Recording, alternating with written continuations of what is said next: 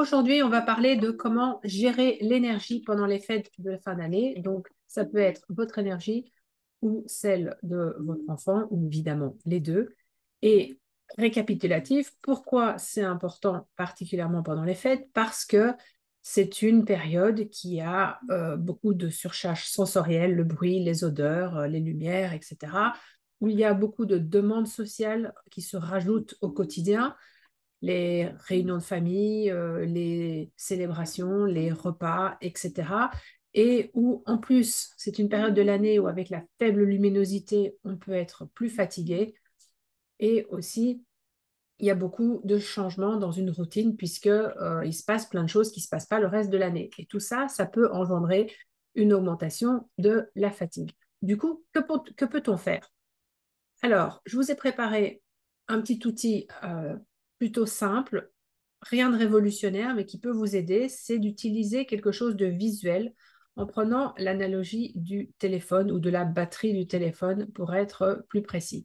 Donc, on comprend assez vite qu'on est à 100%, ben, on est en pleine forme, ou en tout cas, on est dans la meilleure forme possible. Quand on est à 50, on a encore un peu de réserve, et à 5%, on est dans un état critique, il va falloir recharger. Et donc, l'idée, c'est au fur et à mesure de la journée ou de la semaine, de rester attentif à son niveau d'énergie et de toujours veiller à ne pas arriver à ce fameux état critique de 5% qui, comme pour un téléphone, va générer beaucoup de stress. Parce que pour n'importe qui a eu un téléphone à 5% et qui devait faire quelque chose, on sent le est-ce que ça va tenir avant que ça s'arrête?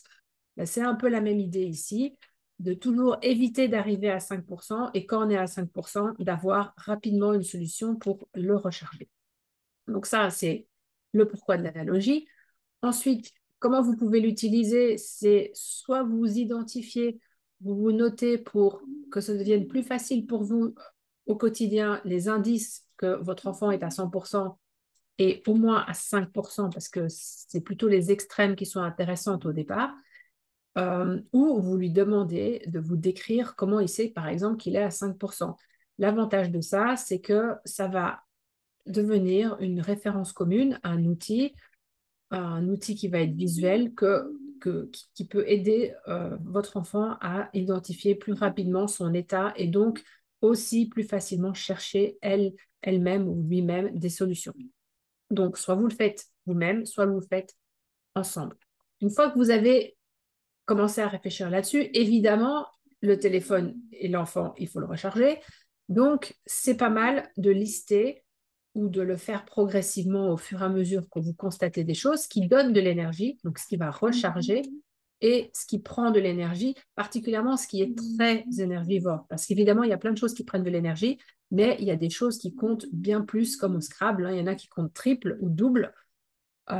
Et donc, de mettre en face de ce qui donne de l'énergie, les choses qui prennent, ça permet de commencer à raisonner un peu comme un système comptable, c'est-à-dire si on sait qu'on va faire quelque chose qui prend énormément d'énergie, exemple un dîner en famille avec 15 personnes, on va réfléchir à OK, qu'est-ce qu'il va falloir que je fasse pour avoir suffisamment d'énergie pour ne pas arriver à 5% à la fin de la soirée, ou si c'est une très très grosse dépense, comment je vais faire au fur et à mesure de la soirée pour essayer de recharger. Et donc ça peut ouvrir pas mal de perspectives et il y a pas mal d'enfants quand même, quand on leur pose des questions, qu'est-ce qui prend de l'énergie? On peut utiliser des systèmes de points, on peut utiliser des objets en disant des petits, des grands et des moyens, et d'affecter des valeurs. Ça permet de commencer à comprendre qu'est-ce qu'on a comme valeur ou comme total d'énergie dans une journée, sachant que l'énergie va fluctuer d'un jour à l'autre.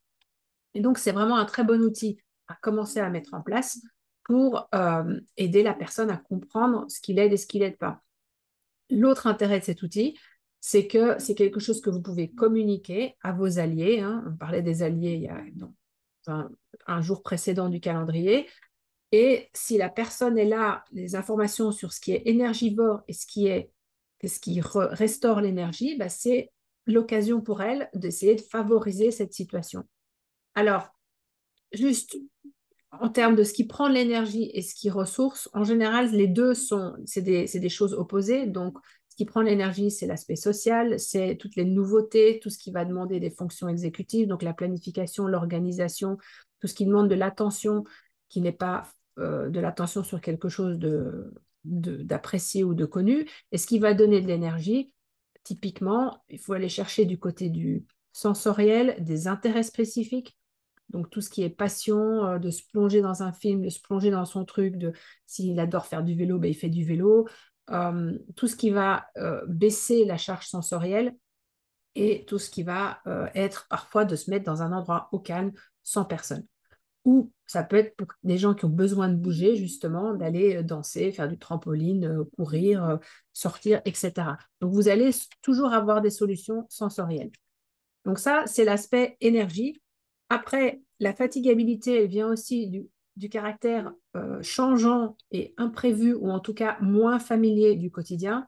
Et pour ça, je vous fais rien découvrir non plus, rien d'incroyablement nouveau. Les plannings, alors, je vous ai mis ça pour vous dire qu'il ne faut absolument pas des choses complexes pour réussir à aider votre enfant à avoir une prédictabilité.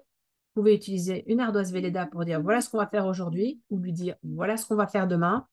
Des calendriers synchronisés en ligne si vous voulez être plus moderne. Un bon vieux calendrier de base que vous collez quelque part dans la maison ou que vous mettez dans un endroit convenu. Tout ça, ça marche très très bien. L'avantage aussi de faire ça, et notamment d'identifier, par exemple, sur la semaine ou sur les 2 semaines des vacances, tous les événements qui sortent du quotidien, c'est que ça va vous obliger à penser à toutes les préparations éventuelles qu'il va falloir faire pour chacun des événements prévus. Donc, c'est un peu de travail, mais on sait que la planification, c'est quand même une ressource très utile pour baisser justement la fatigue mentale, puisque une fois que c'est planifié, ben, on n'est pas tout le temps en train de se souvenir, ah oui, au fait, il va falloir que je pense à ça. Et je vous ai juste rajouté un planning de la semaine un petit peu rigolo, pas trop chargé, j'espère, et un planning pour la journée. Et là, ce que je me suis dit qui pouvait peut-être aider certains enfants suivant leur profil, c'est de noter la nature des repas pour ce jour-là, éventuellement s'il va y avoir des nouveautés, à quoi s'attendre en fait, et une espèce de pense-bête qui pourrait être n'oublie pas ton casque anti-bruit, de prendre un livre, etc. Ce qui est aussi une façon de co-construire avec votre enfant. Ok, aujourd'hui on va faire des choses différentes de d'habitude. Voilà la routine. Donc, suivant votre enfant, vous pouvez tout remplir pour qu'il sache ce qui va se passer à chaque instant. Il y en a qui ont moins besoin de ça, qui ont surtout besoin de savoir ce qui est nouveau, mais ça va vous permettre de chaque fois limiter la nouveauté ou en tout cas la surprise. Est-ce qu'il faut le faire la veille ou 3 jours avant? Ça va toujours dépendre du profil de votre enfant et de l'importance que ça a et du temps que vous avez. Donc voilà, c'est tout ce que j'ai pour aujourd'hui. Si ce genre de ressources vous intéresse, n'hésitez pas à vous inscrire dans le calendrier des fêtes sur le site. Il y a encore 12 jours ou 11 jours de ressources qui vont arriver. Et pour le reste, vous pouvez aussi venir sur le groupe Facebook où on discute assez régulièrement de ce genre de choses. Et c'est l'occasion de voir avec d'autres personnes quelles solutions elles ont pu apporter. À bientôt!